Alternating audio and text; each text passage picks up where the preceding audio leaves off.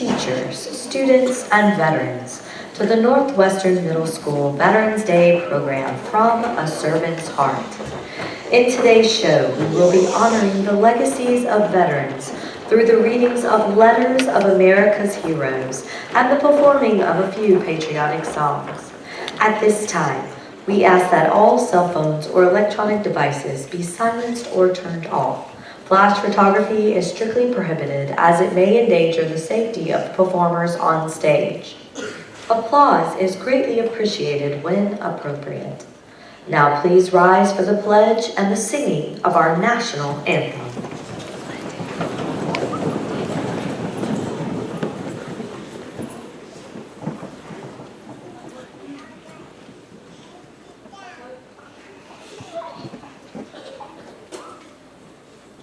I pledge allegiance to the flag of the United States of America and to the republic for which it stands, one nation, under God, indivisible, with liberty and justice for all.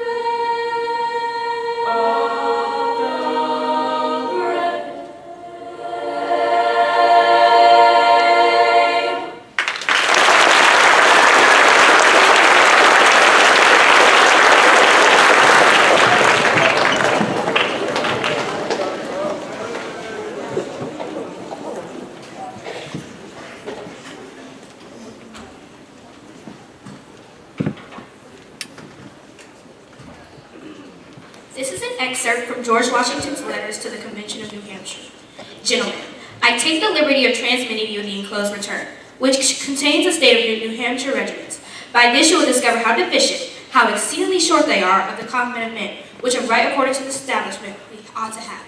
This information I have thought it my duty to lay before you, that it may have that attention which its importance demands, and in full hope that the most early and vigorous measures will be adopted, not only to make the regiments more respectable, but complete. The necessity and expectancy of this procedure are too obvious to need arguments. Should we have a respectable force to commence an early campaign with, before the enemy are reinforced, I trust we shall have an opportunity of striking a favorable and happy stroke. But if we should be obliged to defer, it will not be easy to describe with any degree of precision what disagreeable consequences may result from it. We may rest assured that Britain will strain every nerve to send home and abroad, as early as possible, all the troops it shall be in her power to raise or recur her views and schemes for subjugating these states, and bringing them under her despotic rule will be unceasing and unremitting. There is one thing more to which I would take the liberty of soliciting your most serious and constant attention, to wit, the clothing of your troops, the procuring of every possible supply in your power from time to time for that end. If the several states exert themselves in future in this instance, and I trust they will, I hope that the supplies they will be able to furnish in aid of those which Congress may immediately import themselves will be equal and competent to every demand. If they do not, I fear, I'm satisfied, the troops will never be in a situation to answer the public expectation and perform the duties required of them. No pains, no efforts on the part of the states can be too great for this purpose. It is not easy to give you a just and accurate idea of the sufferings of the Army at large, of the loss of men on this account. Were they be minutely detailed, your feelings would be wounded, and the relation would probably be not received without a degree of doubt and discredit. I have the honor to be, with great respect, gentlemen, your most obedient servant.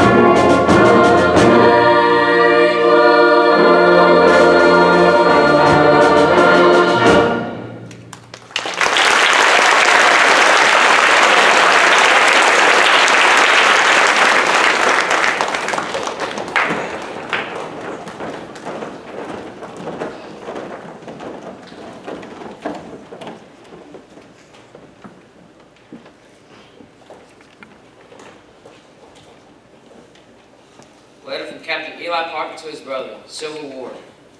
Dear Brother Nick, I yesterday received a letter from Sister Carol which grieved me very much. She informed me that father was sick and no hopes of his recovery. Indeed, she thought that before the letter reached me, he'd be no more. If he is indeed gone from among us, it is a great loss. We orphans are scattered far and wide across this country. We must all do our best. We can feel that our lost parents have gone to course of nature. Cornelia has probably left one at my house, and if it is so, I'll suggest that you move down with your family and take possession. She cannot take care of everything, and you had better go. I cannot return, for I am bound to the army till after this war is over, I'm now Assistant Adjunct General to Major General Grant and remain so for the future. Direct your letter to the Headquarters Department of the 10th Regiment, Vicksburg, Mississippi. From your brother, Eli Parker, Captain Agent.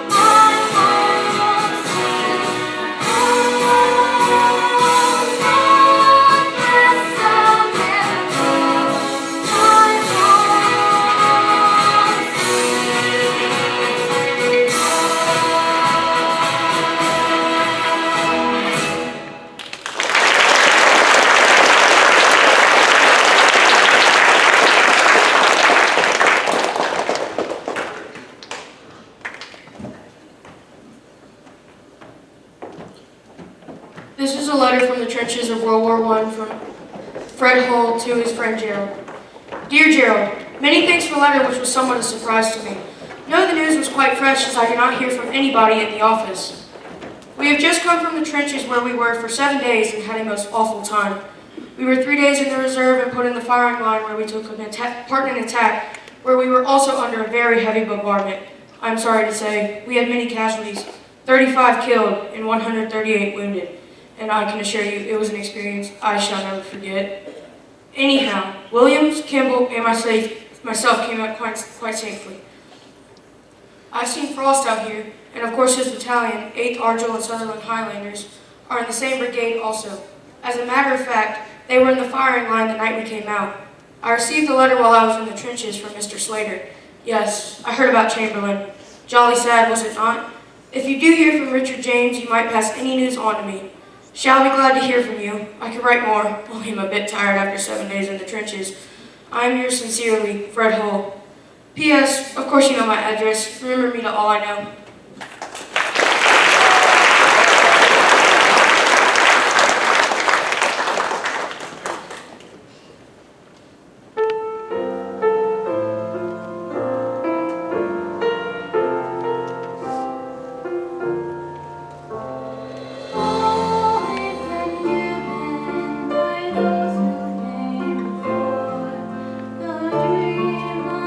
Nation with freedom,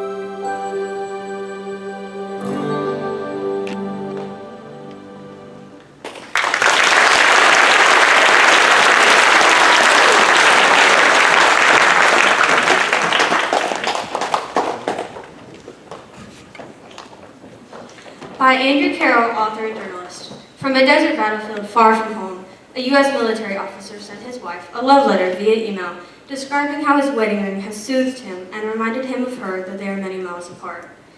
Every day, I find myself fidgeting with my ring. The smoothness of its surface calms me, Captain Scott Smith wrote to his wife, Kelly. I can't fully describe what I'm feeling. I'm no poet, but its lightness, its beauty, reminds me of you. Its hardness is a sign of your strength. Love, you are my rock. You are what I live for. Before this war in Iraq gave embedded journalists unprecedented access to troops, the only way to get a sense of life from the front lines was from letters like Smith's, from soldiers writing to their loved ones. The formality of the language changes, but the emotions don't, whether they're carrying a musket or an M16. This is their war, so the messages are timeless. The messages always come back to, I love you, I miss you, please write me. My journey back home is about to begin. The war would have been halfway over by the time you get this letter. I love you and miss you. If anything happens to me, remember I'll always love you. I'll always be with you. Tell everybody back home thank you for the letters and for the prayers. I'll see them soon.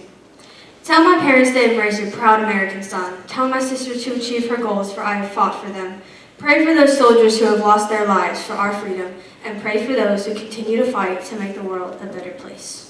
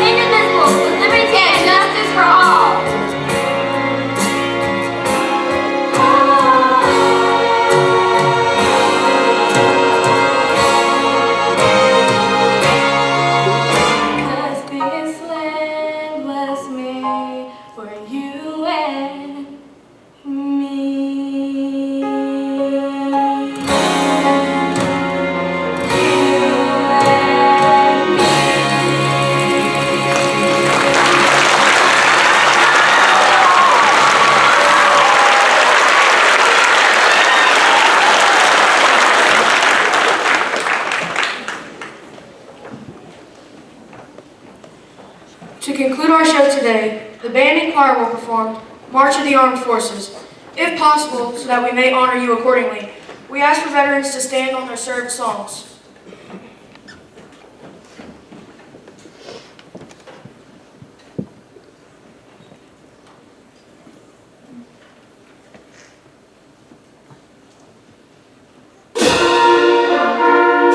United States Marine Corps.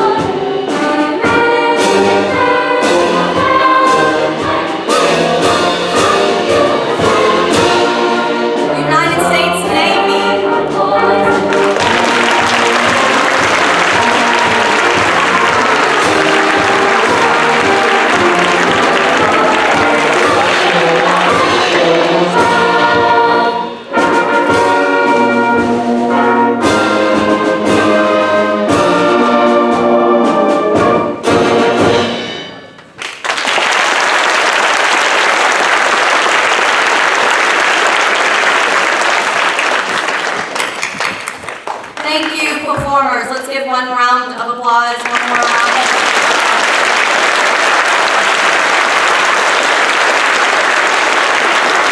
And also one more big applause for our veterans. Thank you.